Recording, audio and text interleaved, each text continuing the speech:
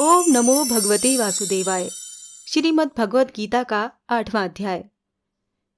इस प्रकार भगवान के वचनों को न समझकर अर्जुन बोले,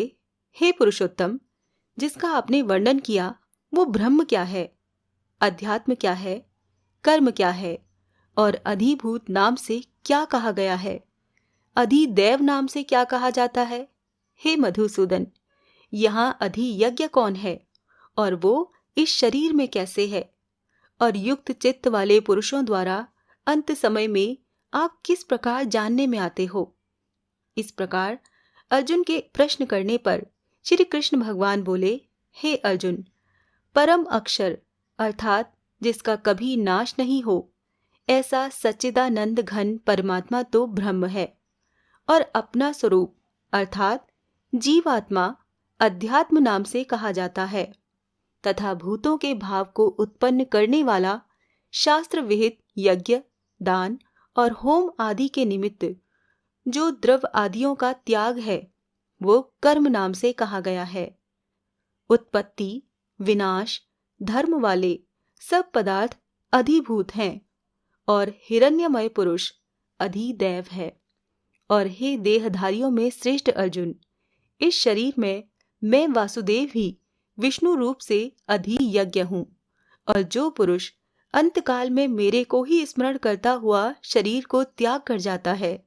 वो मेरे साक्षात स्वरूप को प्राप्त होता है। इसमें कुछ भी संशय नहीं है, कारण कि हे कुंती पुत्र अर्जुन, ये मनुष्य अंतकाल में जिस जिस भी भाव को स्मरण करता हुआ शरीर को त्यागता है उसको ही प्राप्त होता है, परंतु सदा उसी भाव को चिंतन करता हुआ, क्योंकि सदा जिस भाव का चिंतन करता है अंतकाल में भी प्राय उसी का स्मरण होता है। इसीलिए हे अर्जुन, तू सब समय में निरंतर मेरा स्मरण कर और युद्ध भी कर। इस प्रकार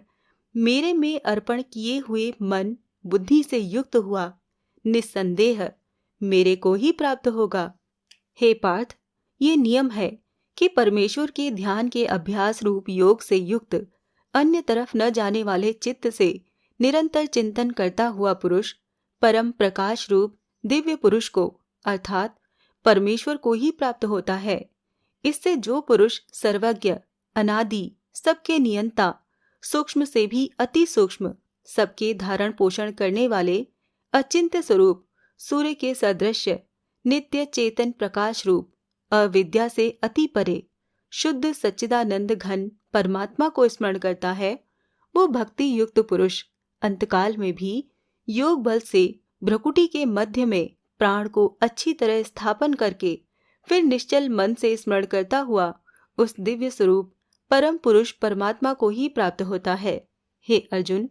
वेद के जानने वाले विद्वान जिस सच्चिदानंद घन परम पद को ओंकार नाम से कहते हैं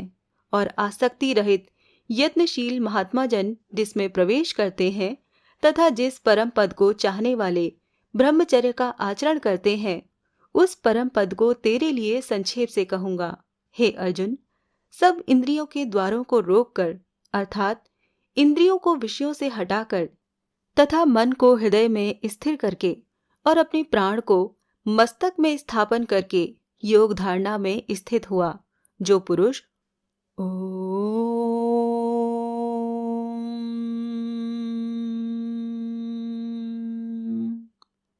ऐसे इस एक अक्षर रूप ब्रह्म को उच्चारण करता हुआ और उसके अर्थ स्वरूप मेरे को चिंतन करता हुआ शरीर को त्याग कर जाता है, वो पुरुष परम गति को प्राप्त होता है। हे अर्जुन, जो पुरुष मेरे में अनन्य चित्त से स्थित हुआ सदा ही निरंतर मेरे को स्मरण करता है, उस निरंतर मेरे में युक्त हुए योगी के लिए मैं सुलभ हूँ, अर्थात सहज ही प्राप्त हो जाता हूँ। वो परम सिद्धि को प्राप्त हुए महात्मा जन मेरे को प्राप्त होकर दुख के स्थान रूप क्षणभंगुर पुनर्जन्म को नहीं प्राप्त होते हैं, क्योंकि हे अर्जुन, ब्रह्मलोक से लेकर सब लोग पुनरावर्ती स्वभाव वाले अर्थात जिनको प्राप्त होकर पीछे संसार में आना पड़ता है ऐसे हैं। परंतु हे कुंती पुत्र, मेरे को प्राप्त होकर उसका पुनर्जन्म नहीं होता है, क्योंकि मैं कालातीत हूँ और ये सब ब्रह्मादिकों के लोग काल करके अवधि वाले होने से अनित्य हैं। हे अर्जुन, ब्रह्मा का जो एक दिन है उसको 1000 चौकड़ी युग तक अवधि वाला और रात्रि को भी 1000 चौकड़ी युग तक अवधि वाली जो पुरुष तत्व से जानते हैं, अर्थात काल करके अवधि वाला होने से ब्रह्मलोक को भी अनित्य जानते हैं, वो योगी जन काल के तत्व को जानने वाले हैं। इसीलिए वो ये भी जानते हैं कि संपूर्ण दृश्य मात्र भूतगण ब्रह्मा के दिन के प्रवेश काल में अव्यक्त से अर्थात ब्रह्मा के सूक्ष्म शरीर से उत्पन्न होते हैं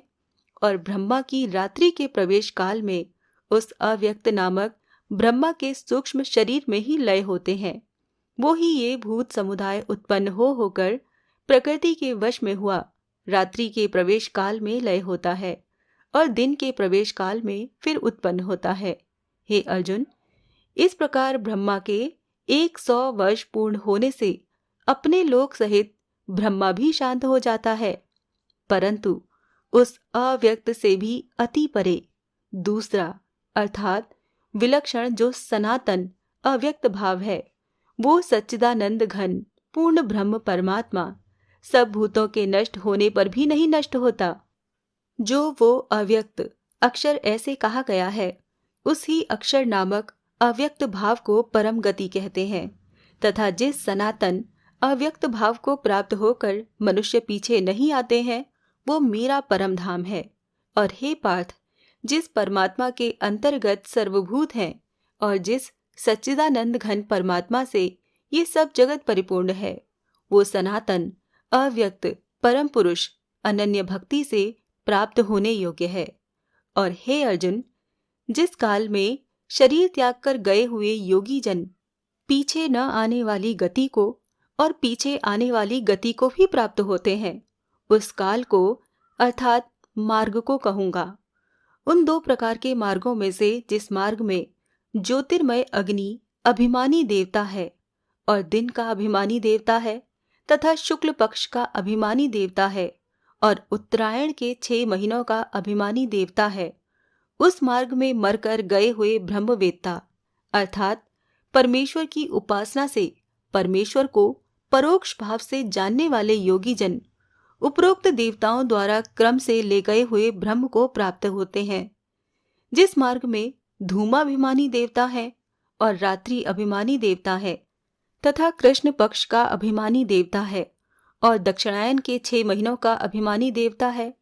उस मार्ग में मरकर गया हुआ सकाम कर्म योगी उपरोक्त देवताओं द्वारा क्रम से ले गया हुआ चंद्रमा की ज्योति को प्राप्त होकर स्वर्ग में अपने शुभ कर्मों का फल भोग कर पीछे आता है। क्योंकि जगत के ये 2 प्रकार के शुक्ल और कृष्ण अर्थात देवयान और पितृयान मार्ग सनातन माने गए हैं। इनमें एक के द्वारा गया हुआ पीछे न आने वाली परम गति को प्राप्त होता है और दूसरे द्वारा गया हुआ पीछे आता है अर्थात जन्म मृत्यु को प्राप्त होता है। हे पार्थ, इस प्रकार